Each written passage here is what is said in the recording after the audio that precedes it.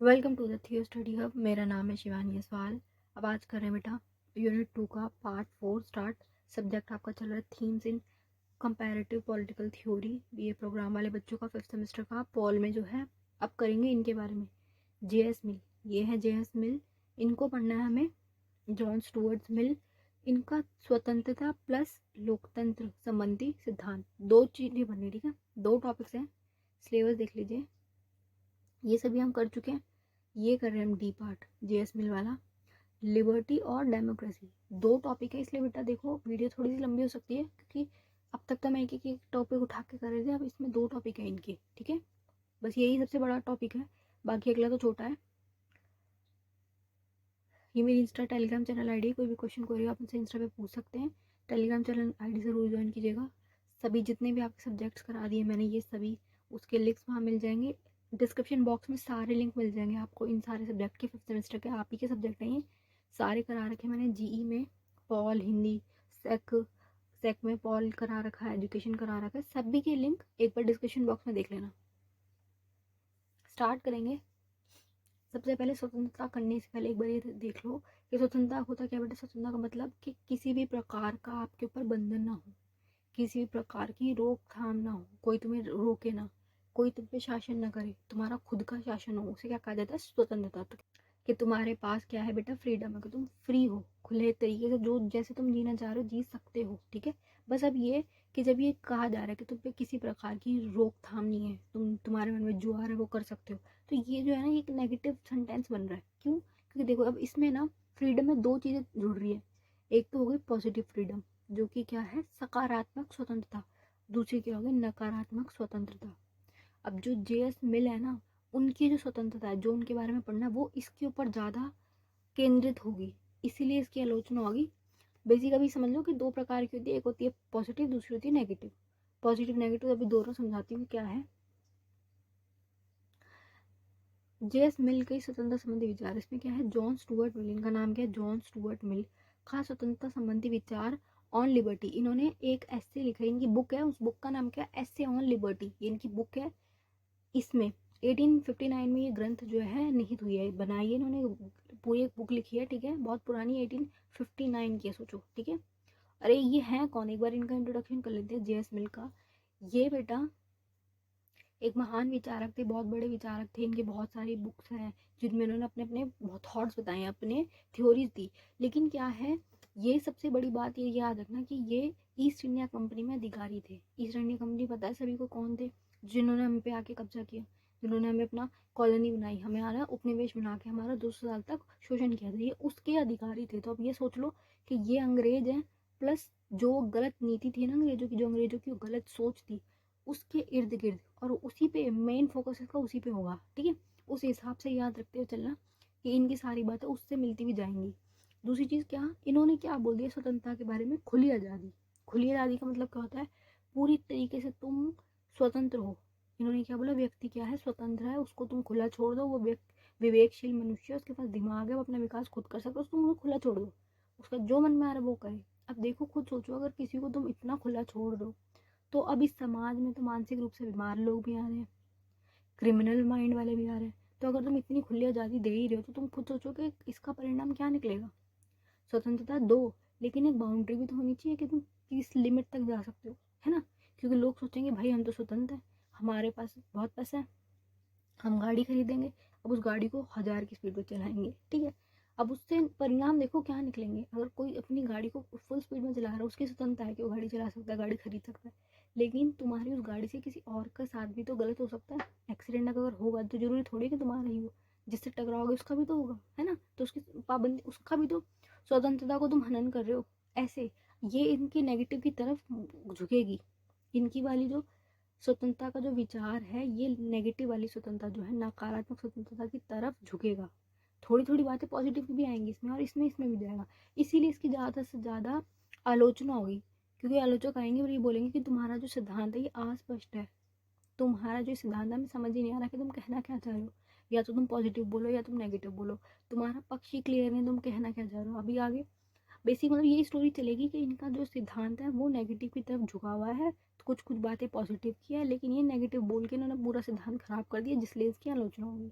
आलोचना बहुत ज़्यादा होगी इसमें भी और डेमोक्रेसी वाले में भी, कि ये जो खुद बोल रहे हैं ना, ये अपनी खुद की बोली हुई बातें काट देंगे कि इन्होंने खुद ही ने डेमोक्रेसी मान रखा, डेमोक्रेसी की मांग करेंगे, फिर खुद ही ऐसी हरकतें करेंगे, खुद ही ऐसी चीज़ें बोलेंगे कि डेमोक्रेसी के जो बिल्कुल खिलाफ होती है। ऐसे ही इसके बहुत आलोचना वाला 2 टॉपिक होंगे आलोचना के पूरे। स्टार्ट करते हैं स्लाइड पे ना, बेसिक मैंने आपको समझा दी, स्टोरी क्या चलेगी करते हैं। इस ग्रंथ में मिल का स्वतंत्रता संबंधी ग्रंथ अंग्रेजी भाषा में स्वतंत्रता के समर्थन में लिखा गया है। इंग्लिश लैंग्वेज में स्वतंत्रता के बारे में इन्होंने पूरा इसमें ऐसे लिखा है कि स्वतंत्रता है क्या, और उसमें मेन फोकस किस चीज़ पे कर दिया, व्यक्ति के ऊपर, कि व्यक्ति को खुली आज़ादी दे दो, खुली तो बिल्कुल छोड़ दो। जो हमारी सरकार है उस पर, हमारी सरकार का हम पे ना बिल्कुल भी रोक ना हो, किसी प्रकार का प्रतिबंध ना हो, कम से कम हस्तक्षेप हो इंसान की लाइफ में, कि इंसान जो मर्जी करे, उसके मन में जो आ रहा है वो करे, ठीक है। सबसे महत्वपूर्ण वाक्य सबसे महत्वपूर्ण व्याख्यान माना जाता है, सबसे इंपॉर्टेंट जो इनके ग्रंथ है उसमें से ये स्वतंत्रता वाला ही माना जाता है, ठीक है। इसकी तुलना मिल्टन के एलियट ग्रंथ से भी की जाती है। अब ये कोई और दूसरे विचारक से इसकी तुलना की जा रही है, ठीक है। इस पुस्तक में धारा प्रवाह भाषा की तार्किकता के भरपूर प्रयोग किया गया, मतलब ये बहुत अच्छी लैंग्वेज का यूज़ किया गया। बेसिक इनकी बुक का वो दे रहे हैं ये इंट्रो, इसलिए इस पुस्तक को एक श्रेष्ठ रचना में माना जाता है। क्या है, मिल की एक श्रेष्ठ रचना में इसको माना जाता है, सर्वश्रेष्ठ राजनीतिक चिंतक माना जाता है इनको, ठीक है। उस टाइम के बड़े विचारक है, बट बातें इन्होंने सारी गलत बोली हैं।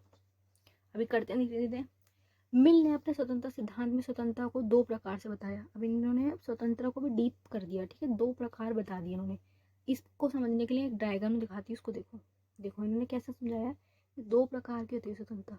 एक होती है सेल्फ रिगार्डिंग और दूसरी होती है अदर रिगार्डिंग। हमारे जो एक्शंस होते हैं, जो हम कर रहे हैं, वो कैसे होते हैं, एक सेल्फ, जैसे मैं कुछ कर रही हूँ, मतलब मान लो मैं डांस कर रही हूँ, है ना, तो उससे क्या किसी और का आनंद तो नहीं हो रहा ना, मैं डांस कर रही हूँ, मेरी बॉडी से रिलेटेड है, वो मेरी बॉडी तक रहेगा, किसी और को मैं नुकसान नहीं पहुँचा रही। और एक होता है दूसरा अदर रिगार्डिंग, जिससे तुम्हारा कोई ऐसा काम जिससे दूसरे को फर्क पड़ रहा है, जैसे तुम चिल्ला के गाना गा रहे हो, है ना, तुम्हारे गाना गाने से सबको परेशानी हो रही है, क्योंकि आधे लोग सोना जा रहे हैं, रात के टाइम पे तुम गाना गा रहे हो, तो ये हो गया अदर रिगार्डिंग एक्शन, कि तुम्हारे काम से दूसरों को समस्या हो रही है। अगर मैं अपनी यहाँ पे खड़ी होकर नाच रही हूँ, डांस कर रही हूँ, तो लेकिन किसी को कोई फर्क नहीं पड़ रहा, है ना, क्योंकि सब दूर दूर है, मेरे डांस करने से किसी को कुछ फर्क पता नहीं चल रहा कि मैं क्या कर रही हूँ, बिगड़ गाने चलाए मैं नाच रही हूँ। तो ये आ जाएगा सेल्फ रिगार्डिंग में, कि ऐसा काम जिससे किसी और को फर्क ना पड़े, ठीक है। तो ये स्वतंत्रता में यही बोल रहे हैं कि तुम्हारी इस प्रकार की स्वतंत्रता जिससे किसी और की स्वतंत्रता का हनन ना हो, किसी और को कोई फर्क ना पड़े, तो वो ना ठीक है, इन्होंने इसका सपोर्ट करा है सेल्फ रिगार्डिंग का। और इसको बोला कि अगर अदर रिगार्डिंग में आ रहा है तुम्हारा काम, तो इसके ऊपर तुम रूल्स बना सकते हो। लेकिन अब दिक्कत कहाँ आएगी, कि देखो ऐसा कोई काम ही नहीं है, पूरे समाज में ले लो, कोई भी चीज़ ले लो, ऐसा कोई काम नहीं है जिसमें दूसरों पे प्रभाव ना पड़े। इसी बात पे आलोचना होगी कि तुम ये क्या कहना चाह रहे हो, तुम्हारी बात समझ नहीं आ रही, कि सेल्फ रिगार्डिंग क्या, कोई भी काम अगर कोई भी व्यक्ति करता है तो दूसरों पे उसका प्रभाव पड़ता है। मान लो 5 बंदों का परिवार अगर रह रहा है ना, उस 5 में से कोई एक बंदा भी कोई भी काम कर रहा है ना, तो बाकी के 4 पे उसका फर्क पड़ेगा, ठीक है। अब इसको आगे और डीप में कराती हूँ, तो अच्छे एग्जाम्पल दूंगी ताकि आपको समझ आए ईजी, क्योंकि बुक में तो देखो बहुत डिफिकल्ट लैंग्वेज लिखी हुई है बच्चों आपकी, वो आपके समझ आने वाली नहीं, मैं आसान भाषा में कराती हूँ। हिंदी में करते हैं, सेल्फ रिगार्डिंग को कहते हैं आत्म पराग कार्य, सेल्फ रिगार्डिंग एक्शन जिसमें सरकार स्वयं कार्य करने वाले होते हैं, ठीक है। इसमें क्या होता है, स्वयं कार्य करते हैं, ठीक है, दूसरों पर उसका कोई प्रभाव नहीं पड़ता है, ऐसे कोई काम जिससे दूसरों पर कोई खास प्रभाव ना पड़े। अन्य पराग कार्य, इसमें क्या है, अदर रिगार्डिंग एक्शंस, हिंदी में लिख लो बेटा, जो हिंदी में वाले बच्चे हैं, जिनका समाज पर सीधा प्रभाव पड़े, ऐसे काम जिसका डायरेक्ट इम्पैक्ट पड़ रहा हो, है ना। जैसे मान लो तुम डीजे बजा रहे हो फुल पे, रात को तुम डीजे बजा रहे हो, जिससे सबको ही बहुत बड़ी हाई लेवल पे दिक्कत हो रही है, ऐसे बहुत हाई लेवल वाले काम जिससे डायरेक्ट इफेक्ट हो रहे हैं लोग, ठीक है। इसको पढ़ेंगे। 2 प्रकार की इन्होंने परिभाषित किया। प्रथम परिभाषा के अनुसार व्यक्ति अपने मन व शरीर का अकेला स्वामी है। फर्स्ट में क्या है, सेल्फ रिगार्डिंग, जिसमें शरीर का मन का स्वामी है, कि मैं अपने शरीर के साथ क्या करना चाह रही हूँ मुझ पर डिपेंड कर रहा है। अथवा व्यक्ति की स्वयं पर प्रभुत्व है। इस परिभाषा के अनुसार व्यक्ति के कार्यों का कोई प्रतिबंध नहीं हो सकता। इन्होंने क्या बोला कि अब इसमें कोई प्रतिबंध ना हो, सेल्फ रिगार्डिंग में कोई प्रतिबंध तुम ना लगाओ। मिलने का है अपने आप पर, अपने कार्यों पर तथा अपने विचारों पर व्यक्ति का स्वयं का प्रभुत्व होना चाहिए। उन्होंने क्या बोला, अपने आप पर, अपने कार्यों पर, विचारों पर कोई प्रतिबंध ना हो। मिल का कहना है कि व्यक्ति का सर्वांगीण विकास स्वतंत्रता वातावरण में ही हो सकता है। इन्होंने बोला ओवरऑल जो विकास होता है बंदे का वो स्वतंत्र वातावरण में, एक अच्छे इन्वायरमेंट में ही हो सकता है।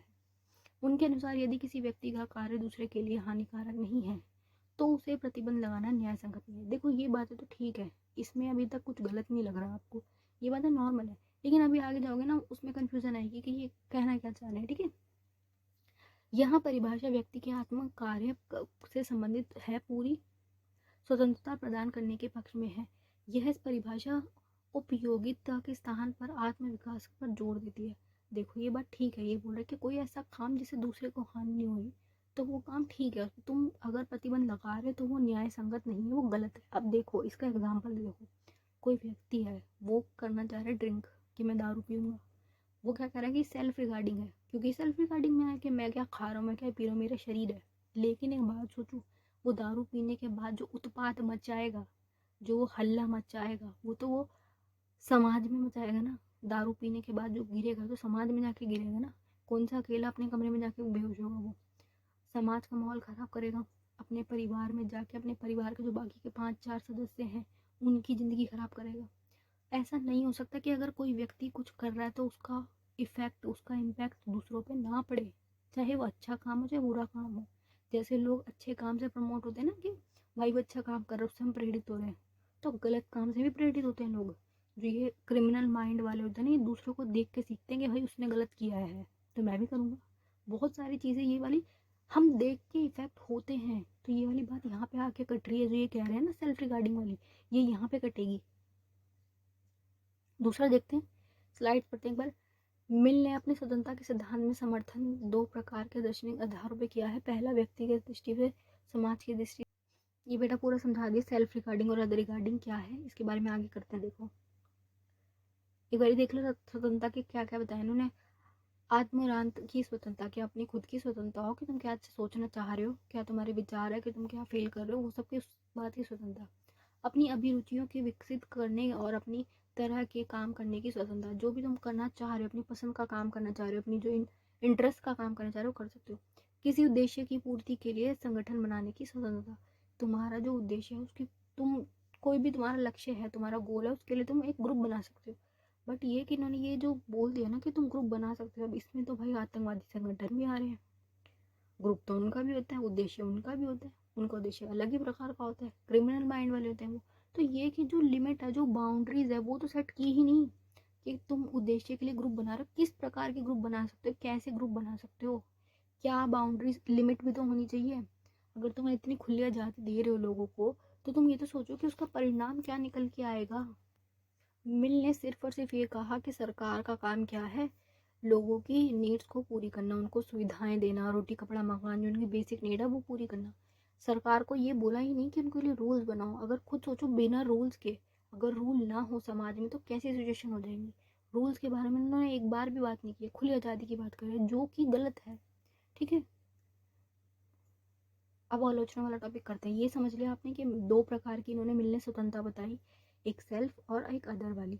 सेल्फ में क्या है, जिस ऐसे काम जिससे सिर्फ तुम पे फर्क पड़ रहा हो, जैसे ड्रिंकिंग हो गई, फूड हो गया, खाना पीना हो गया, खेलना हो गया, ये सब। दूसरा अदर वाले में क्या, जिससे डायरेक्ट समाज पे फर्क पड़ा हो। लेकिन क्या दिक्कत आ रही है कि ऐसा कोई काम ही नहीं जिससे सब पे प्रभाव ना पड़े, है ना। और इन्होंने मेन फोकस किस चीज़ पे किया कि खुली आज़ादी दो, खुली आज़ादी दो। नकारात्मक स्वतंत्रता की तरफ इन्होंने कर दिया अपना पूरा का पूरा ये सिद्धांत। क्योंकि सकारात्मक स्वतंत्रता में रूल्स होते हैं, जैसे हमारी स्वतंत्रता है ना, हम आज़ाद देश में रह रहे हैं, हमारे पास सारे अधिकार है ना, हमारे मौलिक अधिकार है। लेकिन ये कि हमारे पास रूल भी है। अब ये रूल कैसे हैं, देखो गाने सुनने का अधिकार है, डीजे बजाने का अधिकार है, लेकिन एक रूल है, कब तक बजा सकते हो, सिर्फ 12 बजे तक। 12 बजे के बाद पुलिस आएगी, आपका पूरा का पूरा डीजे का सिस्टम उठा के ले जाएगी, ये रूल है। क्योंकि बाकी लोग तो सो रहे हैं ना, उनको तो सोने देना है। दूसरा ये गाड़ी चला सकते हो, रोड बने हुए हैं, स्वतंत्र देश है तो हर रोड पे कोई भी जा सकता है, स्वतंत्रता है। लेकिन गाड़ी चलाने की एक लिमिट है बेटा। ऐसा नहीं कि तुम कुछ भी चला, कैसे फुल स्पीड में चला रहे हो, बिना देखे उड़ा रहे हो तुम अपनी गाड़ी को, वो अलाउड नहीं है। दूसरी चीज़ ये कि मान लो आज़ादी है, स्वतंत्रता है कि तुम कुछ भी कर सकते हो, तो उसमें तो यह है कि तुम व्यापार कर लो, तुम काम कर लो, लेकिन ऐसा काम जिससे किसी दूसरे का नुकसान ना हो, ये रूल बन रहा है। जेएस मिल ने कैसा रूल बनाया कि खुली आज़ादी, जिसमें इंसान कुछ भी कर सकता है। और कुछ भी में तो इंसान, तुम सोच नहीं सकते लोगों के दिमाग कितने गलत चलते हैं, तो कुछ का कुछ भी कर देंगे। इसलिए अब आलोचक आएंगे और वो रज की आलोचना करेंगे। आलोचना के सिद्धांत पढ़ लेते हैं एक बार। जेएस मिल की स्वतंत्रता संबंधी विचारों की आलोचना करते हुए प्रो बार्कर ने कहा है, दूसरे विचारक ने कहा है कि जेएस मिल की स्वतंत्रता खोखली है। क्या बोल दिया इन्होंने? खोखली। खोखला क्या होता है बेटा? एक कोई चीज़ जो बाहर से तो बहुत अच्छी दिख रही है, अंदर से खोखली हो। कि इनकी स्वतंत्रता का सिद्धांत की बड़ी तारीफ हो रही है कि बहुत फेमस है, बहुत बड़ा सिद्धांत है ये वो, लेकिन है तो एक खोखली। क्यों? क्योंकि नकारात्मक है ये। जो नेगेटिव फ्रीडम है, जिसमें कोई बाउंड्रीज नहीं है, जिसमें कोई मर्यादा नहीं है, कोई लिमिट्स नहीं है, वो वाली स्वतंत्रता बता रहे हैं ना ये। इन्होंने अपनी जो स्वतंत्रता बोली वो नेगेटिव ही है। नेगेटिव स्वतंत्रता का पक्ष ले लिया इन्होंने, क्योंकि पहले के टाइम में नेगेटिव थी, लेकिन उसको सुधार करके पॉजिटिव फ्रीडम बना दिया गया ना। जितने भी देश आज है उनमें सब में पॉजिटिव फ्रीडम है कि रूल्स रेगुलेशन के हिसाब से लोग चलते हैं, तभी ये लोकतंत्र हमारा जो देश है चल पा रहा है। क्योंकि अगर खुला छोड़ेंगे तो फिर तो यार खुद सोचो कितना बुरा हाल हो जाएगा हमारे देश का। पूरा का पूरा देश खत्म होने में 10 दिन का समय नहीं लगेगा अगर खुला छोड़ दिया तो। लोग अगर डरते हैं ना तो सिर्फ इस बात से डरते हैं कि पुलिस आ जाएगी, पकड़ के ले जाएगी, जेल हो जाएगी उन्हें, इसलिए लोग रुक जाते हैं। अगर रूल्स ना हो, पुलिस ना हो, तो फिर कितनी बहुत अराजकता वाला माहौल हो जाएगा, इमेजिन भी नहीं कर सकते हम वो। वह केवल इसी प्रतिपादन करती है कि व्यक्ति की स्वाधीनता पर राज्य का अंकुश या प्रतिबंध नहीं हो। ठीक है, ये क्या बोल रहे हैं कि इनकी वाली स्वतंत्रता क्या है? नकारात्मक। प्लस ये सिर्फ और सिर्फ क्या बता रही है कि व्यक्ति की स्वाधीनता, उसकी खुद की जो वो शासन कर रहा है अपने पर, उसका जो खुद का सेल्फ रूल है, उस पर राज्य, राज्य मतलब क्या बेटा? सरकार। स्टेट वाले नहीं, सरकार। सरकार अंकुश या प्रतिबंध नहीं हो, कि सरकार का कम से कम वो हो हस्तक्षेप। हस्तक्षेप क्या होता है? इंटरफेरेंस। कि सरकार इंटरफेयर ना करे, इंसान कुछ भी कर ले फिर। ठीक है। जेस मिल ने व्यक्ति के स्वयं संबंधी और घर संबंधी कार्यों में जो भेद किया है, जो इन्होंने सेल्फ रिगार्डिंग और अदर रिगार्डिंग बोला ना बेटा, वह वैज्ञानिक और तथ्य प्राधीन है। उसका ना कोई मीनिंग नहीं निकल रहा। जो इन्होंने वाली बात बोली सेल्फ रिगार्डिंग और अदर रिगार्डिंग वाली, उसका ना कोई तुक नहीं बैठ रहा कि ये क्या कहना चाह रहे हैं। ऐसा कोई काम ही नहीं जिसका सब पे प्रभाव ना पड़े, कि इंसान अगर खाना चाह रहा है तो कुछ भी खा ले। भाई तुम्हारी उससे हेल्थ खराब हो रही, तुम्हारी हेल्थ खराब हो रही, तुम्हारा पूरा परिवार बिखर जाएगा कि तुमने कुछ भी खा ले। तुम दारू पी रहे हो, तुम ड्रिंक कर रहे हो, तुम कुछ भी अगर कर रहे हो तो उससे सब पे प्रभाव पड़ता है। तुम्हारे परिवार पे, पूरे समाज पे प्रभाव पड़ेगा। लोग क्या सोचेंगे तुम्हारे बारे में? तुम्हारी इमेज खराब हो जाएगी। दूसरे लोग तुम्हें देख के प्रोवोक होंगे, वो भी वही काम करेंगे, पूरा माहौल पूरे समाज का खराब होगा तुम्हारी हर एक हरकत से। ठीक है। तो यही बोल रहा है कि इसमें कोई साइंस नहीं प्लस तथ्य नहीं है कि तुम क्या कहना चाह रहे हो। यथार्थ व्यक्ति का कोई भी कार्य ऐसा नहीं है, ठीक है, जिसका स्वयं उसी पर प्रभाव पड़े। ये वही बात बोल रहे कि इंसान का कोई ऐसा काम है ही नहीं कि उस पर सिर्फ खुद पे इफेक्ट पड़े। ठीक है। और समाज के अन्य व्यक्तियों पर प्रभाव ना पड़े, ये वाली लाइन। ठीक है। इसको जो ये वाली नोट्स है ना, इनको लिख लो बेटा। प्रत्येक कार्य का एक सामाजिक पहलू होता है। कोई भी काम हो, चाहे अच्छा हो चाहे बुरा हो, उसका घूम फिर के समाज पे इफेक्ट पड़ेगा। ठीक है। क्योंकि देखो इंसान की ना एक वो है, इंसान इन्फ्लुएंस बहुत अच्छा होता है। चल रहा है ना, इन्फ्लुएंस का तो जमाना चल रहा है हमारा। जो भी हम देखते हैं ना, हम वैसे होते चले जाते हैं। जो फैशन देख रहे हैं हम उसको फॉलो करने लग जाते हैं, बिना देखे बिना सोचे। कोई लहर चल रही है किसी चीज़ की, हम उसमें बह जाते हैं। जो लोग बोल रहे हैं उसको सच समझने लग जाते हैं। तो ये चीज़ है, अगर गलत चीज़ें आएंगी समाज में, खुली आज़ादी आएगी, लोग गलत करेंगे तो फिर सभी गलत करने लग जाएंगे। क्योंकि जब बड़ी संख्या एक ही चीज़ कर रही है तो ना लोगों को लगता है कि ये चीज़ ठीक है, क्योंकि सब कर रहे तो हम भी कर रहे हैं। फिर माहौल ख़राब होता चला जाएगा। इसलिए ये कि रूल्स और रेगुलेशन, स्वतंत्रता में भी रूल्स इम्पॉर्टेंट है। ठीक है, ताकि इन लोगों को दायरा पता हो कि हम क्या क्या कर सकते हैं। क्योंकि देखो घूमना फिरना अलाउड है, तुम कहीं भी जा सकते हो, इसका मतलब ये थोड़ी तुम किसी और के घर में घुस जाओगे। घूमने की आज़ादी है, बाहर जाने की आज़ादी है, किसी और की प्रॉपर्टी में जाने की आज़ादी नहीं है। कार चलाने की आज़ादी पर हद से ज़्यादा तेज़ चलाने की आज़ादी नहीं है। व्यापार चलाने की आज़ादी है, लेकिन गलत प्रकार का व्यापार नहीं चला सकते तुम, कि जो तुम्हारे ऐसा व्यापार जिससे दूसरे की जान ही चली गई। ऐसा कुछ नहीं कर सकते। ठीक है। नेक्स्ट एक और रह रहा है, उसकी यह मान्यता है कि राज्य और समाज का जितना कम प्रतिबंध होगा, व्यक्ति का स्वतंत्रता उतनी ही अधिक होगी। ये क्या बोल रहा है कि जितना कम इंटरफेरेंस होगा ना गवर्नमेंट का, उतनी ज़्यादा बंदा वो होगा स्वतंत्र। राज्य के प्रतिबंध जितना अधिक होगा, स्वयं अधीन कम होगी। अब ये बोल रहा है कि जितना ज़्यादा तुम उस बंदे पे कंट्रोल करोगे, उसकी स्वतंत्रता कम होगी, जो कि गलत बात है। देखो छोटा बच्चा है, मान लो तुम उसे अकेला छोड़ रहे हो कि जा तुझे जो करना कर ले, स्वतंत्र है तू, तेरे पास दिमाग है, विवेकशील है, जो करना कर ले। अब भाई वो छोटा बच्चा, उसे क्या पता क्या करना है। तो उसी प्रकार से तुम ले लो कि समाज में सब समझदार नहीं है। जैसे एक छोटा बच्चा समझदार नहीं होता ना, उसे क्या करना है, वो गलत काम भी कर सकता है, वो अपने आप को ही हानि पहुंचा लेगा। उसी तरह तुम समाज को भी ले लो, सरकार हमारे लिए है, हमें समझाने के लिए, हमें निर्देश देने के लिए कि हमें क्या करना है, हमें रास्ता दिखाने के लिए कि क्या सही है क्या गलत है, ठीक है। वरना लोग भटक जाएंगे, समाज हमारा पूरा बिखर जाएगा, कोई भी कुछ भी करेगा और नुकसान सबका होगा, क्योंकि लोग आपस में जलते हैं, एक दूसरे को मारना शुरू कर देंगे और नुकसान सभी का होगा इसमें। व्यक्ति की स्वतंत्रता और राज्य का नियंत्रण परस्पर विरोधी है। इन्होंने क्या बोला कि व्यक्ति की स्वतंत्रता और राज्य का नियंत्रण, उसका कंट्रोल एक दूसरे के अगेंस्ट है, जबकि बात गलत है, ये पूरी तरह से गलत है। व्यक्ति की स्वतंत्रता प्लस राज्य का जो नियंत्रण है, राज्य का जो डायरेक्शन है, रूल्स है, कंट्रोल है, ये बहुत इंपॉर्टेंट है। वरना इंसान जो है वो भटक जाएगा, उसे कुछ समझ नहीं आएगा, वो गलत ही काम करेगा, गलत काम की तरफ ज़्यादा अट्रैक्ट होते हैं अच्छे से। उपरोक्त दोषों के बावजूद भी जेएस मिल का स्वतंत्रता का सिद्धांत आज भी बहुत अधिक महत्वपूर्ण है। ये कि मतलब गलत इनमें है बहुत सारी चीज़ें, लेकिन ये इंपॉर्टेंट है क्योंकि उन्होंने स्वतंत्रता वाला टॉपिक बोला है। विशेष अधिकार उसके द्वारा विचार अभिव्यक्त स्वतंत्रता को जो सशक्त समर्थन करते हैं, स्वतंत्रता का अच्छा समर्थन किया, बस ये संपूर्ण राजनीतिक दर्शन में उसकी कोई समता नहीं है, ठीक है। बस इन्होंने बोला कि हाँ गलत है, लेकिन स्वतंत्रता के लिए इन्होंने ठीक चीज़ें बोली कि स्वतंत्रता ज़रूरी है, स्वतंत्रता के बिना इंसान का विवेक नहीं डेवलप होगा, वो अपना ओवरऑल सर्वांगीण विकास नहीं कर सकता। ये सब टॉपिक, कुछ कुछ वर्ड्स ठीक है, कुछ कुछ सेंटेंस ठीक है, लेकिन ओवरऑल जो था ना वो था गलत, क्योंकि उन्होंने नेगेटिव फ्रीडम को वो कर दिया। चलो बेटा नेक्स्ट टॉपिक स्टार्ट कर रहे हैं, जिसमें क्या है, जेएस मिल का लोकतंत्र संबंधी सिद्धांत। इनका है, ये है कौन, ये ब्रिटिश कंपनी के एक अधिकारी, जो ईस्ट इंडिया कंपनी थी उसके एक अधिकारी, अंग्रेज ऑफिसर, ठीक है। और ये वाला तो बहुत ही गलत होगा, जो जितना भी हमने पढ़ा ना लोग वो स्वतंत्रता वाला, उससे भी ज़्यादा गलत गलत बातें इन्होंने इसमें बोली हैं, काफ़ी ज़्यादा गलत, बहुत हद से ज़्यादा बायस्ड वाली बातें बोली गई हैं इसमें इन्होंने। देख लो, लोकतंत्र पढ़ रहे हैं हम, कि लोकतंत्र के प्रकार, इन्होंने 2 प्रकार का लोकतंत्र बताया है। एक क्या है बेटा, प्रत्यक्ष, जिसमें क्या है डायरेक्ट, और एक है प्रतिनिधित्व लोकतंत्र। डायरेक्ट का मतलब क्या है बेटा, प्रत्यक्ष का मतलब क्या है, जिसमें सब पार्टिसिपेट कर रहे हैं। डायरेक्ट बिल्कुल सीधा बैठ के, एक कमरा मान लो, एक बड़ा सा कमरा, उसमें सब बैठे हुए, जितनी जनता है ना सब बैठी हुई है, पूरी जनता बैठी हुई है। मान लो 1000 लोग हुए तो 1000 के 1000 लोग बैठे हुए हैं, और जो भी तुम्हारा टॉपिक चल रहा है उस पर डिसीजन लेंगे, ये सब डिसीजन मेकिंग में पार्टिसिपेट करेंगे। अब ये कहाँ कहाँ था, स्विट्जरलैंड ले लो, ग्रीक ले लो, ऐसे देश जहाँ पे आबादी बहुत कम थी, बहुत कम लोगों की आबादी थी ना, कि लोग इतने कम है कि सारे बैठ सकते हैं, ऐसे जगह पे ये वाला डेमोक्रेसी थी, ठीक है।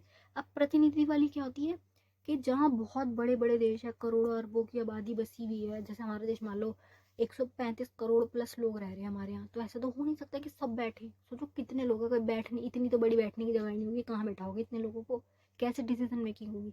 तो ये कि इसमें क्या होता है कि इन सब लोगों के लिए एक बंदा प्रतिनिधित्व करता है, जिसे क्या कहा जाता है, एमएलए, हमारे द्वारा चुना जाता है, हम उसे वोट देते हैं, कोई एक बंदा उठता है इलेक्शन में, एक बंदा खड़ा होता है, वो हमारा एक, मान लो तरीके से हमारा प्रतिनिधित्व करता है, हमारे लिए बंदा खड़ा होता है, हमारी बात आगे रखता है, ठीक है।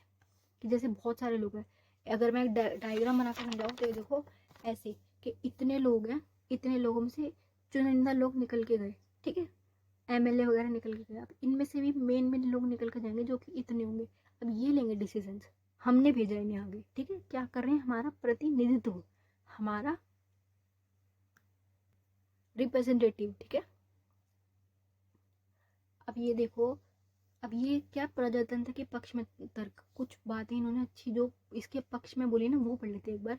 जेएस मिल ने प्रतिनिधित्व शासन का समर्थन कई आधारों पर किया है, ठीक है, इन्होंने इस वाले का बहुत सारे आधारों पे किया है। अब वो रीजंस पढ़ेंगे कि क्यों ये प्रतिनिधित्व शासन जो है उसको सपोर्ट करे, ठीक है। इसके वो, इससे उसके प्रतिनिधित्व होने के विचार पर बल जाता है, कि उनका ये वाला टॉपिक पे बदल जाता है। देखो सबसे पहले किसी मनुष्य को अधिकार और हित प्रजातंत्र में ही संभव है। देखो ये क्या बोल रहे हैं, कि जो ये अधिकारों की बात कर रहे हैं, स्वतंत्रता की इन्होंने पीछे बात करी, वो सब सिर्फ और सिर्फ कहाँ संभव है, जहाँ लोकतंत्र हो, क्योंकि स्वतंत्रता देखो वहीं होगी जहाँ लोकतंत्र होगा, है ना। तानाशाही में तो लोग वो होगी नहीं स्वतंत्रता। तो ये कि सबसे ज़्यादा इंपॉर्टेंट अगर कोई पॉइंट आएगा तो ये डेमोक्रेसी वाला आएगा, बिना डेमोक्रेसी के कोई भी अधिकार चल ही नहीं सकता। और ये सारे अधिकारों पे बात कर रहे हैं। जो अब जितने भी अब तक हमने वेस्टर्न वाले थिंकर्स पढ़े हैं वो सब अधिकारों की तो बात कर रहे हैं। तो ये कि प्रजातंत्र के द्वारा ही लोगों का कल्याण हो सकता है, लोकतंत्र के द्वारा डेमोक्रेसी से ही लोगों का कल्याण किया जा सकता है, क्योंकि इसमें अधिकार मिलते हैं लोगों को, एक विकास करने के लिए एक जगह मिलती है, कोई कंट्रोल नहीं करता उन पर, उनको उनके पूरे के पूरे अधिकार दे दिए जाते हैं, ठीक है, राइट्स मिलते हैं उनको। इनमें सभी की समानता व स्वतंत्रता सुरक्षित रहती है। इसमें समानता स्वतंत्रता जो भी अधिकार है वो सब सुरक्षित हो जाते हैं लोकतंत्र के अंदर आके, ठीक है। यह प्रणाली मनुष्य के में सहयोगी है, मनुष्यता के लिए सहयोगी है, आत्मनिर्माण के लिए अच्छी है, उसको उसके लिए ऑल मतलब तुम्हारा पूरा ऑल ओवर पूरा का पूरा विकास करने के लिए ये उपयोगी है। इसमें सभी व्यक्तियों के बौद्धिक और नैतिक विकास का संभव अधिकार है, मतलब बौद्धिक और नैतिक हर प्रकार का विकास इसमें हो सकता है, ठीक है, संभावना पूरी है। यह लोगों को देश प्रेम की भावना पैदा करता है। अब ऑब्वियसली तुम्हें इतने अच्छे अधिकार वगैरह मिल रहे हो, तुम खुश हो कि हमारे पे कोई कंट्रोल नहीं कर रहा, हमारे साथ गलत नहीं हो रहा, तो देश प्रेम की भावना आती है। जैसे हम सभी में, हमारे लिए इंडिया से अच्छी कोई जगह नहीं हो सकती है ना, मेरा देश महान, जय भारत, वो जो हमारा मन में फीलिंग है ना भारत को लेकर, जो एक हमारे तिरंगा देख के खुशी होती है, वो उसकी बात करें। इससे राष्ट्रीय चरित्र का निर्माण होता है। अब इससे क्या है, हमारे देशभक्ति वाली जो फीलिंग है अच्छी वाली, वो उजागर होती है।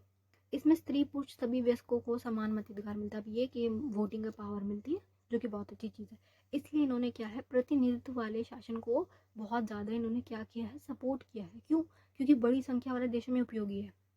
थोड़े कुछ देश हैं जो बहुत छोटे छोटे हैं, वहाँ पे तो चल जाएगा डायरेक्ट वाला कि तुम सब बैठ के वो कर रहे हो, क्योंकि देश इतने छोटे हैं। बहुत बड़े वाले जो देश है वहाँ पे ये बहुत इंपॉर्टेंट हो जाता है, प्रतिनिधित्व वाला जो लोकतंत्र है, कि कोई एक बंदा हो तुम्हारा प्रतिनिधित्व करेगा, ठीक है। और प्लस जो बंदा ज्ञानी होगा, जो सर्वश्रेष्ठ होगा, जिसमें पावर होगी कि वो नेता के पद पे जाके लड़ सकता है और जीत सकता है, वो ही आगे जाके विधि निर्माण में पार्टिसिपेट करेगा। विधि निर्माण बेटा कानून बनाने की जो प्रक्रिया है उसमें कोई भी अज्ञानी व्यक्ति नहीं आएगा, क्योंकि डायरेक्ट वाले में तो वो देखो सब आ रहे हैं, तो अब सब एक इक्वल थोड़ी है, क्या पता किसी को पूरी नॉलेज ही ना हो, गलत वोट डाल के जा रहे हैं, गलत वोट डाले गलत परिणाम आ जाएगा। तो इसलिए बेटर यही है कि बहुमत पे हो, कि जो सबसे ज़्यादा जिसके पास वोट आएंगे वो जीते। ये अभी बेसिक अच्छी अच्छी बातें कर रहे हैं, आगे अभी पढ़ेंगे इनके पूरे कि इन्होंने कितनी गलत चीज़ें बोली हैं इसमें मिलने। देखो क्या बोल रहे हैं, सच्चे प्रजातंत्र के लिए सुझाव। अब इन्होंने क्या बोला, अब आएंगी इनकी सारी बातें, जो इन्होंने गलत गलत चीज़ें बोली वो अब आएंगी, यहाँ से स्टार्ट होंगी। इन्होंने ये बोला कि लोकतंत्र की, इन्होंने पहले अच्छाई बता दी है कि ऐसे ऐसे होता, ठीक है। अब इन्होंने बोला कि एक सच्चे प्रजातंत्र के लिए सुझाव, इन्होंने सुझाव दिए जेएस मिल ले। ये बेटा लिख लो, 6 से 7 पॉइंट है और ये इंपॉर्टेंट है आपके पेपर के हिसाब से, ठीक है। बहुल मतदान, रूरल वोटिंग, इसका मीनिंग क्या है बेटा, मिल ने समानता के सिद्धांत पर आधारित एक व्यक्ति एक वोट, एक व्यक्ति का जो एक वोट, जैसा हमारा देश है, हमारे देश में क्या हर व्यक्ति का एक वोट की काउंटिंग एक ही होगी, उसको गलत बता दिया इन्होंने, ठीक है। समाज में गुणी व्यक्ति का निष्कृष्ट व्यक्ति से ज़्यादा महत्व रखते हैं। इन्होंने क्या बोला कि जो गुणी व्यक्ति है, बहुत पढ़ा लिखा व्यक्ति है, जो बहुत रिच है, जो हाईएस्ट टैक्स पेयर है, जो टैक्स भर रहा है, जिसके पास प्रॉपर्टी है, उसकी वैल्यू गरीब इंसान से ऊपर उठा दी इन्होंने, खुद ने इन्होंने वो कर दी भेदभाव कि गरीब इंसान के वोट की वैल्यू क्या होगी 1, और अगर अमीर इंसान वोट डालने आएगा तो उसकी वैल्यू होगी 5, और अगर उससे भी ज़्यादा अमीर इंसान आएगा, हाईएस्ट टैक्स पेयर हो गया, या कोई नेता वेता आएगा, तो उसके वोट की वैल्यू कर दी इन्होंने 10, कि वो एक बार बटन दबाएगा उसके वोट को 10 बार गिना जाएगा, उसको 10 वोट के बराबर दे दिया गया। ऐसे इन्होंने ये करके बहुत गलत चीज़ की, इससे ज़्यादा गलत हो ही नहीं सकती, लोकतंत्र के तो पूरा पूरा खिलाफ कर दिया इन्होंने। अतः उन्होंने अधिक वोट देने का अधिकार मिलना चाहिए। अब ये क्या बोल रहे, जो गुणी व्यक्ति है, जो अमीर व्यक्ति है, महान व्यक्ति, उसको अधिक वोट देने का वो मिले, कि मतलब ये कि वो एक बार बटन दबाए उसका 10 के बराबर माना जाएगा, ठीक है, 10 वोट देने तक का अधिकार हो उसे। उनके अनुसार राज्य की रक्षा बौद्धिक और चरित्र से ही हो सकती है। अब ये बोल रहे हैं कि राज्य जो तुम बना रहे हो उसकी तुम रक्षा कर रहे हो, तो एक हाई लेवल का चरित्र चाहिए, बुद्धि चाहिए हाई लेवल की, ठीक है। इसलिए उन्होंने प्रजातंत्र को सच्चा अर्थ में प्रजातंत्र बनाने के लिए योग्य एवं शिक्षित व्यक्तियों को अशिक्षित और बूढ़े व्यक्तियों की तुलना में महत्व दिया। इन्होंने क्या बोला, जो लोग पढ़े लिखे हैं, योग्य हैं, शिक्षित हैं, एजुकेटेड पीपल को इन्होंने ऊपर रखा कि इनके वोट की ज़्यादा वैल्यू, जो लोग बूढ़े हो चुके हैं और जो अनपढ़ है उनको इन्होंने कुछ नहीं माना। ये इनकी अंग्रेजों वाली सोच दिखा रहे हैं। अंग्रेज़ों की भी सोच यही थी शुरू से अंत तक कि हम तो रिच हैं, हम एलीट क्लास वाले हैं, हम तो अमीर हैं, हम गोरे लोग हैं, दूसरे वाले काले हैं, इनकी कोई वैल्यू नहीं है, इनको वोट देने को कोई अधिकार नहीं है, इनके कोई अधिकार नहीं है, इनको दास बना के रखो, ये इनके पास कोई हक नहीं है डेमोक्रेसी का। इन्होंने वाली बात बोली है मिल ने कि डेमोक्रेसी जो है ना वो हर जगह ज़रूरी नहीं है, सिर्फ वहाँ ज़रूरी है जो लोग अमीर हैं, जो लोग पढ़े लिखे हैं, जिनके पास समझ है।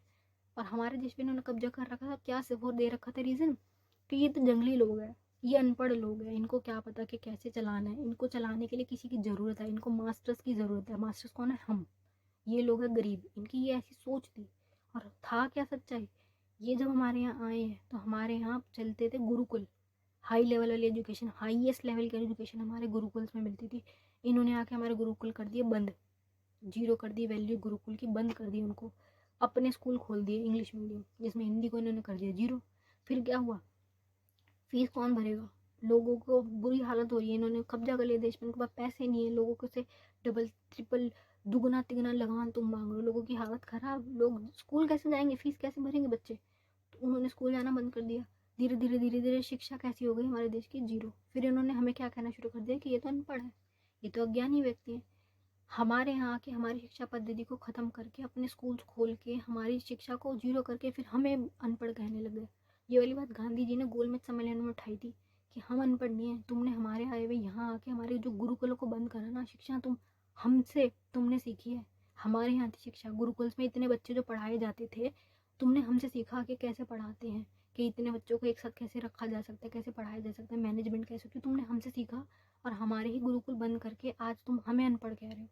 तो ये जो इनकी जो दोगलापन है ना वो दिखेगा, जो ये 6-7 पॉइंट आएंगे ना उसमें पूरी उनकी बातें दिखेंगी। कि पहले तो उन्होंने वोटिंग पे कर दिया रूरल वोटिंग, कि जो बंदा अमीर है उसके वोट गिने जाएंगे 10, जो बंदा गरीब है उसको वोट देने का अधिकार नहीं दे रही है, उसके वोट की वैल्यू सिर्फ 1। और जो अमीर है, जो शिक्षित है, जो रिच है, उनकी वैल्यू ज़्यादा। बूढ़े लोगों को ये कुछ नहीं समझ रहे, अशिक्षित लोगों को मान ही नहीं रहे। अनुपातिक प्रतिनिधित्व दूसरा क्या है, मिलने लोकतंत्र प्रतिनिधित्व शासन को सबसे बड़ा दोष बहुमत का अत्याचार और अल्पसंख्यकों को घोर उपेक्षा माना है। अभी इन्होंने क्या बोला कि जो हमारी हमारी जैसी वो है ना प्रतिनिधित्व, अनुपातिक प्रतिनिधित्व प्रणाली चलती है हमारी, कि वोट डालेंगे, जो बंदे के पास ज़्यादा वोट आएंगे वो जीत जाएगा। ये सही बात है, जिसको ज़्यादा वोट मिलेंगे वो जीतेंगे ना, लोग उसे पसंद कर रहे हैं। लेकिन ये क्या बोल रहे हैं कि ज्ञानी व्यक्ति तो थोड़े से हैं, मान लो 100 बंदे उसमें से ये 10 लोगों को ज्ञानी बता रहे हैं, किस आधार पे कि वो अमीर है, उनके पास पैसा है। पैसा इनके पास आया कहाँ से, दूसरों को लूट के, दूसरे देशों में घुस घुस के इन्होंने कब्जे करके लूटा, पैसा चोरी करा इन्होंने, उनको लूट के पैसे लिए, उस फिर अपने आप को अमीर बता रहे हैं। कि जो बंदे अमीर हैं, जो बंदे पढ़े लिखे हैं, वो तो वोट दे नहीं पा रहे, उनके वोट सिर्फ 10 ही हैं। तो ये 10 हो गए, जो बाकी के 90 लोग बचे उनकी संख्या ज़्यादा है। तो इस हिसाब से इन्होंने जो हमारी प्रतिनिधित्व प्रणाली है, जो वोटिंग सिस्टम है, जिसमें क्या रूल होता है, जिसको ज़्यादा वोट मिलेंगे वो जीतेगा, उसको इन्होंने गलत बता दिया। जो कि एक अच्छी प्रणाली है उसको इन्होंने बिल्कुल गलत बता दिया। ये कह के कि ये एक अत्याचार है, घोर उपेक्षा है। क्यों? क्योंकि बहुमत से अगर तुम जीत रहे हो तो जो बहुमत है ना वो सारे अनपढ़ लोगों की है, जिन्होंने भर भर के वोट दिए, इतने सारे जो ये भीड़ ने वोट आए, ये सारी भीड़ तो अज्ञानी है, ज्ञानी लोग तो सिर्फ थोड़े से हैं। इन्होंने ये बोल के इसको बंद कर दिया, ठीक है। इसलिए अल्पसंख्यकों को बहुमत, जो लोग बाकी के उनको बहुमत को अत्याचार से मुक्त रखने के लिए साधारण बहुमत के स्थान पर अनुपातिक प्रतिनिधित्व सिद्धांत का समर्थन किया। अपनी वाली जो प्लूरल वोटिंग है उसका समर्थन कर दिया इन्होंने, ठीक है। जो एक अच्छी प्रणाली उसको बंद करके ये गलत वाली प्रणाली स्टार्ट कर दी। शैक्षणिक योग्यता बता दी इन्होंने। अब इसमें क्या है, मिल ने कहा है कि देश में अधिकतम जनसंख्या अज्ञानी है। इन्होंने क्या बोल दिया, देश में आधे से अधिकतम 90% लोगों को ये अज्ञानी बता रहे हैं, जो लोग पढ़े लिखे उन्होंने क्या बोल रहे हैं कि अज्ञानी है। एक बात बताओ, इस बात को उदाहरण देखो, जो कबीर दास थे, है ना, और जो पुराने ज़माने में, पुराने दशकों में जो लोग हाई लेवल वाले विद्वान थे, क्या उन्होंने किसी स्कूल से एजुकेशन ली थी? तब स्कूल्स थे जो ये अपनी शिक्षा पद्धति को बता रहे हैं, जिसमें तुमने अगर एडमिशन नहीं लिया उसको तो ये निराक्षर बता रहे हैं, अनपढ़ बता रहे हैं। क्या वो तब थे जो इतनी हाई लेवल वाली इतने बड़े बड़े ग्रंथ लिखे हुए? तब तो वो नहीं थे ना ये चीज़ें, स्कूल वगैरह। तो किस आधार पे तुम उसको ये बोल रहे हो कि अधिकतम जनसंख्या अज्ञानी है? ज्ञानी और अज्ञानी बनाने का तुम होते कौन है, ये सर्टिफिकेट देने वाले कि कौन ज्ञानी कौन अज्ञानी है ना। जिन लोगों को बूढ़ा बोल के इन्होंने बोल दिया कि इनकी कोई ज़रूरत नहीं, इनकी वोट की कोई वैल्यू नहीं रख रहे, बूढ़े लोगों के पास ज़्यादा तजुर्बा होता है, उनके पास ज़्यादा समझ होती है। एक बात देखो, हमारा देश देख लो, हमारे देश में जितने भी बड़े बड़े नेता हैं, क्या वो यंग एज में? सारे ही तो बूढ़े हैं। जो हमारी फर्स्ट लेडी है, जो हमारे देश की सबसे प्रथम नागरिक कहलाती हैं, क्या वो यंग एज में? द्रौपदी मुर्मू जो की एज देखो आप, प्रधानमंत्री नरेंद्र मोदी की एज देखो, होम मिनिस्टर की एज देखो, जितने भी सारे बड़े बड़े कैबिनेट स्तर के मंत्री हैं वो सारे वरिष्ठ हैं।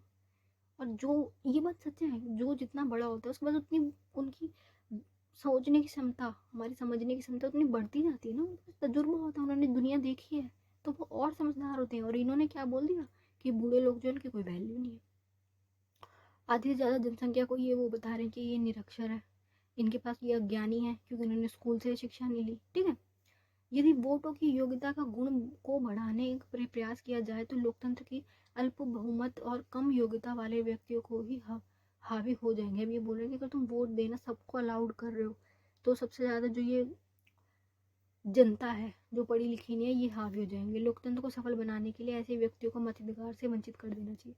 इन्होंने ऐसा बोल दिया कि जो लोग पढ़े लिखे नहीं है ना उनको हटा दो, मताधिकार से वंचित कर दो। ठीक है, जो कि बहुत बहुत गलत चीज़ है, ये बिल्कुल 1000% गलत है। तुम किस आधार पे लोगों को हटा रहे हो, है ना? शिक्षा ही सब कुछ नहीं होती। देखो ये वाली बात है, शिक्षा सब कुछ है, लेकिन तुम शिक्षा का लेवल क्या रख रहे हो? ज़रूरी थोड़ी कि तुम्हारी जो इंग्लिश वाली पद्धति है, जो तुम इंग्लिश की तुम्हारी स्कूल्स है, जो तुम्हारी एजुकेशन है, जो तुम्हारी किताबें हैं, वही सब कुछ है। हमारे वेद ग्रंथ जिन्होंने पढ़ रखे, जिन्होंने हिंदी पढ़ रखी, उसकी कोई वैल्यू नहीं है। तो ये कि संपत्ति की योग्यता, दूसरा ये संपत्ति के आधार पे कर रहे हैं ये कि भाई जिसके पास जितनी ज़्यादा प्रॉपर्टी है वो उतना रिच है, उसके वोट की उतनी वैल्यू। जो बंदा गरीब है जिसके पास प्रॉपर्टी नहीं है उसकी वोट, उसको वोट देने का अधिकार नहीं दे रही है। प्रॉपर्टी के आधार पे ये वो बता रहे हैं कि वोटिंग पावर कैसी होगी। मिल ने संपत्ति की योग्यता को भी उतना ही महत्व दिया है जितना शिक्षा को दिया है। जितना एजुकेशन पे बोल रहे हैं ना कि पढ़े लिखे लोग आए, पढ़े लिखे लोग आए, उतने ये पैसे वालों को भी वो कर रहे हैं फोकस। एलीट क्लास वाले जिनके पास ज़्यादा से ज़्यादा प्रॉपर्टी है, उनका विचार है कि संपत्ति रखने वाले व्यक्तियों के पास संपत्ति ना रखने वाले व्यक्तियों की तुलना में उत्तराधिकार की भावना अधिक होती है। ये क्या बोल रहे हैं? ऐसे बंदे जिनके पास प्रॉपर्टी है उनके पास ज़्यादा भावना है उत्तरदायित्व की, वो ज़्यादा अच्छे लोग हैं, वो बहुत समझदार लोग हैं उनके मुकाबले जिनके पास घर बार नहीं है। ठीक है, मिल ने कहा यह महत्वपूर्ण बात है कि जो सभा कर सभा कर लेगी वह केवल उन्हीं लोगों पे होनी चाहिए जो करों पे भार। अब ये बोल रहे हैं कि ये जो पावर है, वोटिंग पावर है, कि कौन बंदा ऊपर आएगा, पॉलिसी मेकिंग करवाएगा, पॉलिसी मेकिंग कौन बनाएगा, जो एमएलए है, नेता है, एमपी कौन बनेगा, इसको चुनने का अधिकार सिर्फ उनको हो जो करों को भार सह सकते हो। जो लोग टैक्स पेयर्स हैं, हाईली टैक्स पेयर है, वो आए। जो लोग टैक्स नहीं दे रहे, जो गरीब है, उनकी कोई वैल्यू नहीं, उनको क्यों बुला रहे हो तुम? इनका ही सोच है। तो ये कि अमीर लोग, पढ़े लिखे लोग, जो लोग टैक्स पे कर रहे हैं वो, जिनके पास प्रॉपर्टी है वो, ये चार लोगों को ये बहुत ज़्यादा प्रमोट कर रहे हैं क्योंकि ये है कौन? एक अंग्रेज, ईस्ट इंडिया कंपनी के अधिकारी हैं ये। तो इनकी सोच ऐसी ही है। इनकी सोच इस बात पे थी कि जो गरीब लोग हैं ना उनको लोकतंत्र का कोई अधिकार नहीं है, गरीबों की कोई वैल्यू नहीं है, इनकी कोई इज्जत नहीं होती, इनको कुछ नहीं समझा जाता। और बात किसकी कर रहे हैं? लोकतंत्र की। लोकतंत्र का ही पहला शब्द यही होता है, उसके सेंटेंस लाइनें यही हैं कि लोकतंत्र जनता से, जनता के लिए। ठीक है, अब्राहम लिंकन ने बताया ना, तो उसकी परिभाषा ही यही है कि जनता के लिए जो होगा। लोकतंत्र की सबसे महत्वपूर्ण जो एक आत्मा मान लो ये है कि सब बराबर। लोकतंत्र का सबसे बड़ी चीज़ यही है कि लोकतंत्र में सब बराबर होते हैं। इन्होंने आके सबको ऊपर नीचे कर दिया, क्लासेस तो तुमने बांट दी, तो फिर किस बात की लोकतंत्र की बात कर रहे हो तुम, है ना? खुला मताधिकार। दूसरे ये कोई ओपन बैलेट वाला कर दिया इन्होंने स्टार्ट, जिसमें क्या होता है बहुत गलत सिचुएशन आती है बाद में। क्या है बेटा ये कि कौन किसको वोट दे रहा है उसके बारे में सबको पता होगा। खुला मताधिकार। मिल के समय में क्या था बेटा? गुप्त मताधिकार, जो सीक्रेट बैलेट होता है उसका बोलबाला था, लेकिन मिल आए, इन्होंने क्या बोला कि नहीं, ओपन बैलेट होना चाहिए, खुला मताधिकार होना चाहिए कि कौन किसको वोट दे रहा है ये पता हो। अब इससे क्या समस्या आती है बेटा? मान लो वोटिंग हुई, जिस एरिया वाले लोगों ने उस एमएलए को वोट नहीं दिए लेकिन बाहर के लोगों ने उसको दे दिया, वो जीत गया। अब उसे तो ये वाली बात पता है ना कि यहाँ से मेरे लिए वोट नहीं आए, वो क्या पता उन बंदों से बदला ले। अराजकता वाली सिचुएशन तो होगी, वो अपना बदला तो लेगा कि तुमने मुझे वोट नहीं दिया। दूसरी चीज़ क्या होगी कि उसको ये पता चल जाएगा कि वोट आ कहाँ से रहा है, फिर वो उन्हीं की सेवा करेगा। उसको पता चल जाएगा मेरा वोट बैंक ये है, वो वहाँ जाएगा, वहाँ सेवा करेगा, वहाँ उनकी हेल्प करेगा। बाकी लोगों के साथ वो भेदभाव करेगा, इससे भेदभाव की स्थिति उत्पन्न होती है। सारी ए टू जेड अब तक 5 पॉइंट पढ़े, पांचों के पांचों गलत बोले इन्होंने। मिलने लोकतंत्र के पूरी तरीके से खिलाफ पॉइंट बोले इन्होंने। दूसरा क्या है इनका, देखो महिला मताधिकार, सुनने में अच्छा लग रहा है कि इन्होंने महिला के मताधिकार के लिए बात की, लेकिन इन्होंने किन महिलाओं की बात की, जो अमीर है, जो पढ़ी लिखी हैं, जिनके पास प्रॉपर्टी है, जो एलीट क्लास वाली हैं, जो अंग्रेज हैं, जो बहुत सुंदर है, ऐसे इन्होंने महिला के अधिकार पे बात की। लेकिन किन की, जो अमीर है, ठीक है, अपर क्लास की बात की है। जो गरीब महिला उनकी बात इन्होंने नहीं की। विधि निर्माण का बोल रहे हैं ये, कि मिल ने कहा है कि विधि निर्माण का कार्य योग्य और अनुभवी व्यक्ति करे, सिर्फ जो अच्छे लोग हैं वो करें, यह करते हुए विधानसभा का नहीं है। अब इन्होंने क्या बोल दिया कि जैसे लोकसभा और राज्यसभा दो प्रकार होते हैं ना, तो जो अपर हाउस है ना उसको ज़्यादा पावर दे दी। लोकसभा वाले जहाँ प्रतिनिधि चुन के जा रहे हैं जनता के, उनको कम पावर दे दी। अब इससे क्या होगा, जो जनता के प्रतिनिधि है वो तो काम कर ही नहीं पाएंगे। जो राज्यसभा वाले हैं जिनको हमने चुना ही नहीं है, उनको किस बात की पावर दे रहे हो आप? फिर क्या फ़ायदा लोकतंत्र का, कि किसी एक के पास ज़्यादा पावर है। जनता के द्वारा चुने गए व्यक्तियों के पास पावर होनी चाहिए ना। इन्होंने क्या किया, अपर हाउस वालों को, राज्यसभा वालों को ज़्यादा पावर दे दी। इस कार्य के लिए विधि आयोग का होना चाहिए, इसके सदस्य सिविल सर्विसेज के व्यक्ति होने चाहिए। इस कर्मचारियों पर नियंत्रण रखने के लिए उन्हें पद पर से हटाया भी जा सकता है। अधिकार विधानसभा के पास होगा, हटाने का अधिकार विधानसभा वालों को दे दिया, नियंत्रण करने का अधिकार विधानसभा वालों को दे दिया, जो कि एक अपर हाउस है। उनको किस अधिकार से इतने पावर दे रहे हैं? तो ये कि ये जो पावर का सिस्टम है इन्होंने ये भी खराब कर दिया। पावर किन के हाथ में होनी चाहिए, जिनको हमने भेजा है ना। लोकसभा वालों को पावर दो ना, राज्यसभा वालों को पावर दे दी इन्होंने, जो कि पूरी तरीके से गलत है। लोकतंत्र की जो एक मूल ढांचा है, लोकतंत्र की जो सोल है, उसके खिलाफ है ये। प्लस महिलाओं वालों के लिए इन्होंने जो मताधिकार की बात की, उसमें भी इन्होंने भेदभाव किया है। अब ये आलोचना वाली बात आएगी।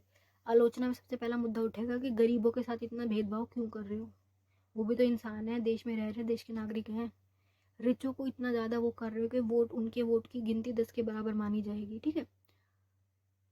जिनके पास ज़्यादा प्रॉपर्टी उनको तुम पावर दे रहे हो। अपर हाउस को तुमने पावर दे दी, लोअर हाउस की तुमने शक्तियाँ छीन ली उनके ऊपर, तुमने एक तरीके से बंदिशें बना दी। फिर किस बात का लोकतंत्र की, अगर तुमने लोकसभा वालों के ऊपर इतनी पाबंदी लगा दी, ठीक है। डेमोक्रेसी का जो मूल ढांचा है, जो डेमोक्रेसी की मूल भावना है, उसको तुमने नष्ट कर दिया। बात तुम लोकतंत्र की कर रहे हो। तो अब ये लोकतंत्र की आलोचना होगी। 2 पेज हैं, इसको पढ़ते हैं। यदि मिल के मताधिकार की योग्यता का मापदंड लागू किया जाए तो भारत जैसे बड़े देश में कुछ ही प्रतिशत लोगों को ये अधिकार प्राप्त होगा। ये वही बात बोल रहे बेटा कि अगर इनकी बात मानी जाए तो फिर तुम सोच लो, जो वोटिंग लिस्ट है वो 2-3 कागजों की रह जाएगी।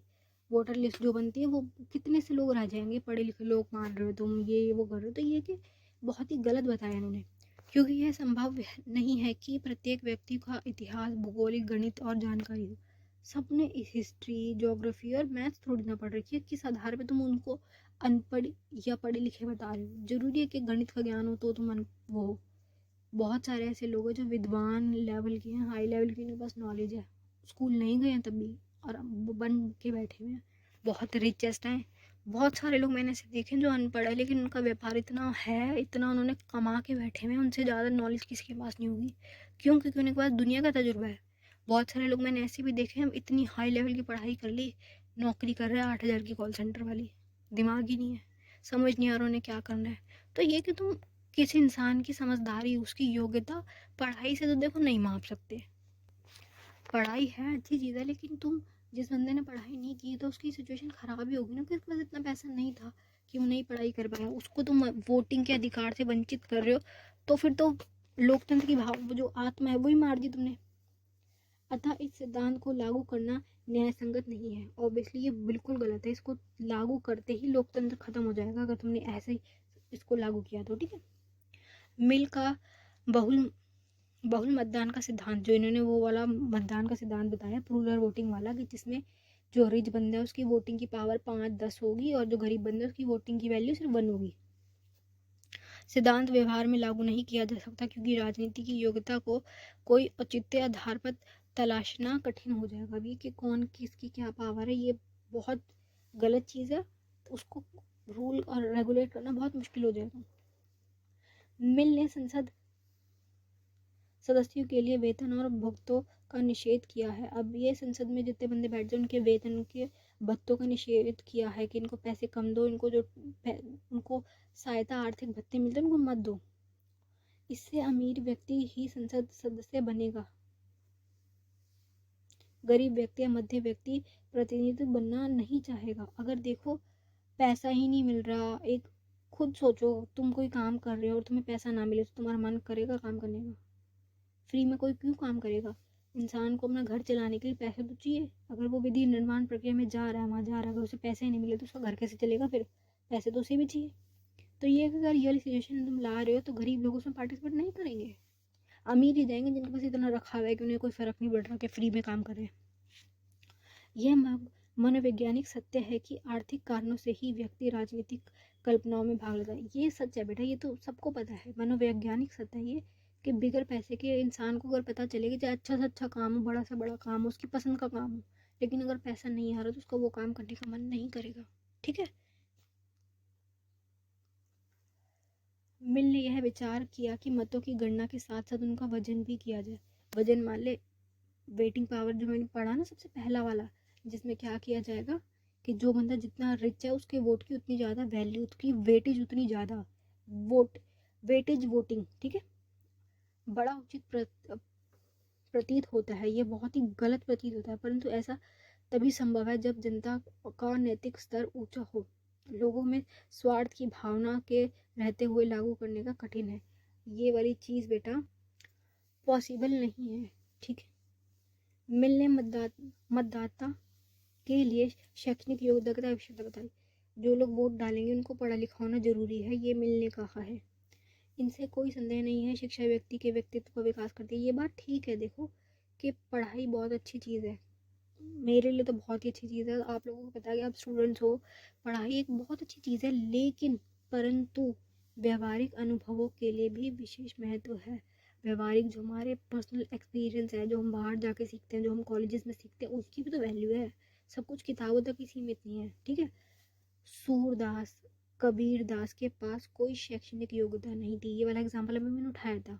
ये जो बड़े बड़े महान विद्वान हैं जिन्होंने इतने बड़े बड़े ग्रंथ लिखे, दुनिया आज उनके ग्रंथ पढ़ती है, उनके पास कोई खास नॉलेज नहीं थी, इन सब की शैक्षणिक योग्यता नहीं थी, तब भी आज वो इतने बड़े ज्ञानी हैं। सोचो, सबसे बड़े विद्वान ज्ञानियों में उनका नाम होता है, संसार के ज्ञानियों में उनका नाम आता है। मिल ने अनुपात प्रतिनिधित्व का समर्थन किया है। इससे किसी भी दल के स्पष्ट बहुमत प्राप्त नहीं होने के कारण स्थायी सरकार की स्थापना नहीं होती। जो जो इन्होंने पॉलिसीज अपनाई, जो जो इन्होंने ठुकराई, सब गलत किया। जो चीज़ अच्छी थी उनको इन्होंने गलत बता दिया, जो चीज़ें गलत वाली थी उसको इन्होंने सही बता दिया। ऐसे करते करते इन्होंने A to Z काम खराब लिए हैं। ठीक है बेटा। अब अगर किसी को कुछ ना समझ आ रहा हो तो आप मुझसे कमेंट बॉक्स में पूछ सकते हैं।